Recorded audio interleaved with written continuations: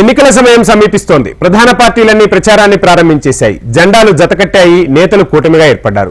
సీట్లు పంచుకున్నారు. అభ్యర్థులను ఖరారు చేశారు. కానీ అసలైనది అయిన సహకారం వీరి మధ్య కరువవుతోంది. అయితే ఎన్డీఏ కూటమిలో మాత్రం పొత్తుమంటలు రాజుకుంటున్నాయి. పలు నియోజకవర్గాల్లో కూటమి అభ్యర్థులకు మిత్రపక్షాల నేతలు సహకరించడం లేదు. సీటు ఆశించి భంగపడ్డ నేతలు చాలా చోట్ల అసంతృప్తి రాగం ఆలపిస్తున్నారు.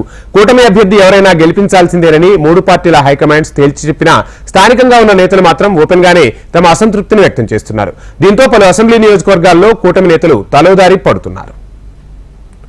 ఇక ప్రభుత్వ వ్యతిరేక ఓటు చేయకూడదనే ప్రధాన ఉద్దేశంతో టీడీపీ, బీజేపీ, జనసేన పార్టీలు జతకట్టాయి. మరి ఇప్పుడు ఆ మూడు పార్టీల్లోనే అభ్యర్థుల విషయంలో స్థానికంగా సమన్వయం ఉండటం లేదు. కూటమి అభ్యర్థిగా తమ పార్టీ నేతనే రేసులోకి దింపాలంటూ పలుచోట్ల టీడీపీ, జనసేన నేతలు ఆందోళనకు దిగుతున్నారు. దీంతో పార్టీ శ్రేణుల్లో ఆందోళన కొనసాగుతోంది.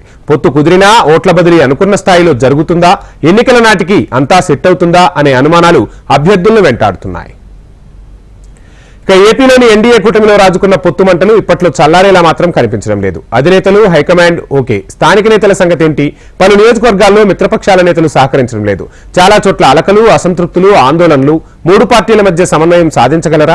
ఓట్ల బదిలీ అనుకున్న స్థాయిలో జరుగుతుందా? ఒక్కో చోట ఒక్కో పరిస్థితి. గోదావరి జిల్లాలో పలు చోట్ల జనసేన అభ్యర్థులను అసంతృప్తుల బెడద వెంటాడుతుంది.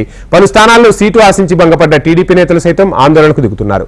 బీజేపీలో కొత్త నేతలకు సీట్లు కేటాయించడంతో ఎప్పటి నుంచో పార్టీలో ఉన్న పాత నేతలు తీవ్ర అసంతృప్తి వ్యక్తం చేస్తున్నారు. ఇక పిఠాపురంలో ఉమ్మడి అభ్యర్థిగా పవన్ కళ్యాణ్ పోటీ చేస్తారని ప్రకటించారు. ఈ ప్రకటన వెలువడిన వెంటనే ఆయనకు మద్దతు ఇచ్చేది లేదని టీడీపీ నేత, మాజీ ఎమ్మెల్యే వర్మ చెప్పారు. టీడీపీ అధిష్టాన బుజ్జగింపులతో ఆ వివాదం కాస్త సద్దుమణిగింది. అనపర్తిని బీజేపీకి కేటాయించిన నేపథ్యంలో టీడీపీలో అసమ్మతి సెగ రాజుకుంది. మాజీ ఎమ్మెల్యే నల్లమిల్లి రామకృష్ణారెడ్డి మొదటి జాబితాలో టీడీపీ నుంచి సీటు దక్కించుకున్నారు. అనంతర పరిణామాల్లో చివరకు బీజేపీకి చెందిన శివరామకృష్ణంరాజు పేరు ప్రకటించారు. దీంతో నల్లమిల్లి అనుచరుల ఆందోళన చేపట్టారు. ఇదే అంశానికి సంబంధించి మరిన్ని డీటెయిల్స్ మా విజయవాడ ప్రతినిధి కాంతి లైవ్ లో అందిస్తారు. కాంతి, చూస్తున్నాం ఏదైతే ఉందో ప్రభుత్వ ఓటు చేరకూడదు అనే ఉద్దేశంతో మూడు పార్టీలు జతకట్టాయి. శ్రేణులకు దిశానిర్దేశం చేస్తున్నా అసమ్మతి రాగం మాత్రం వినిపిస్తోంది. ఎన్నికలకు సమయం దగ్గర పడుతున్న వేళ ప్రధాన పార్టీలు ఈ అసమ్మతులను ఎలా బుజ్జగిస్తున్నాయి? అసలు ఓవరాల్ గా ఏం జరుగుతోంది?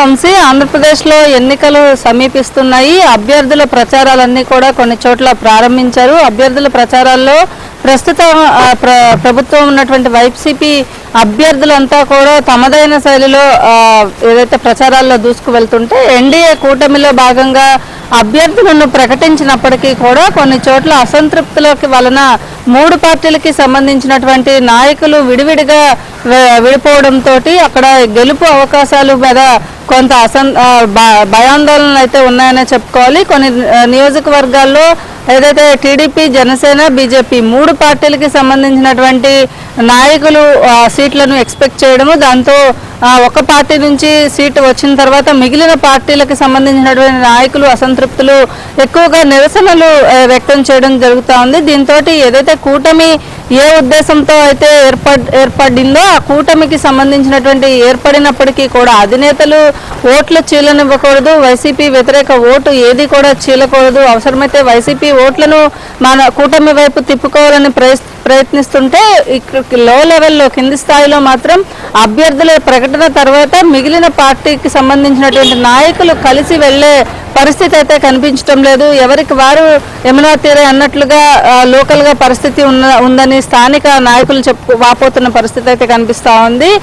ఎక్కడైతే పవన్ కళ్యాణ్ పోటీ చేస్తున్న పిఠాపురంలో ఒక ఎగ్జాంపుల్గా చూడొచ్చు. పిఠాపురం నుంచి పవన్ కళ్యాణ్ పోటీ చేస్తున్నారు అని ప్రకటించగానే అక్కడ ఉన్నటువంటి వర్మ, టీడీపీకి సంబంధించినటువంటి వర్మ నుంచి తీవ్రమైన వ్యతిరేకత అయితే వచ్చింది. వర్మ ఏదైతే పిలిచి టీడీపీ అధినేత బుజ్జగింపుల పర్వం కొనసాగిన తర్వాత వర్మ సపోర్ట్ చేస్తాను, ఖచ్చితంగా గెలుపు పవన్ కళ్యాణ్ గెలుపు అనేది తథ్యం అని చెప్పినప్పటికీ కూడా ఏదైతే వర్మ వెనకాల ఉన్నటువంటి అనుచరులు సగం మంది ఓట్లు ఏదైతే కార్యకర్తలు కూడా రెండు వర్గాలుగా చీలిపోయారనే చెప్పుకోవాలి.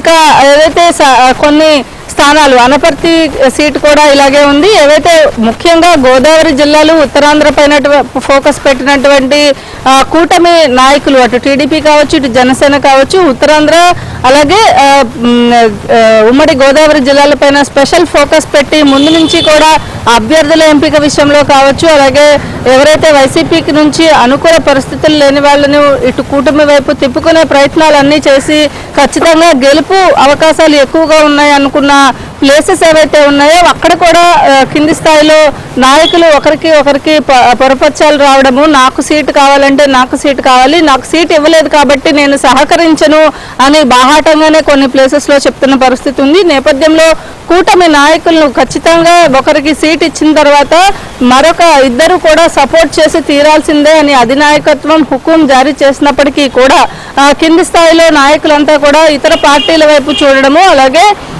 సపోర్ట్ చేయకపోవడము, ఓట్లు చీలకుండా ఏదైతే ఉండాలనుకున్నారో ఆ ఓట్లు చీలే పరిస్థితి వస్తుందనే భయాందోళనలు కార్యకర్తలు నాయకుల నుంచి వ్యక్తమవుతున్న పరిస్థితి ఉంది. మొత్తంగా ఏదైతే అభ్యర్థుల ప్రకటన తర్వాత ఈ ఉమ్మడిగా అభ్యర్థుల ప్రకటన ఏదైతే జరిగిందో ప్రకటన తర్వాత అసంతృప్తులు అయితే పెరుగుతున్న పరిస్థితి ఉంది. దీనిపైన ముగ్గురు అధిష్టానాలు ముగ్గురు కూడా మరొకసారి కూర్చుని అసంతృప్తులను బుజ్జగించే పని చేపట్టే అవకాశాలు కూడా కనిపిస్తూ ఉన్నాయి. Vamshi, thank you Kanthi.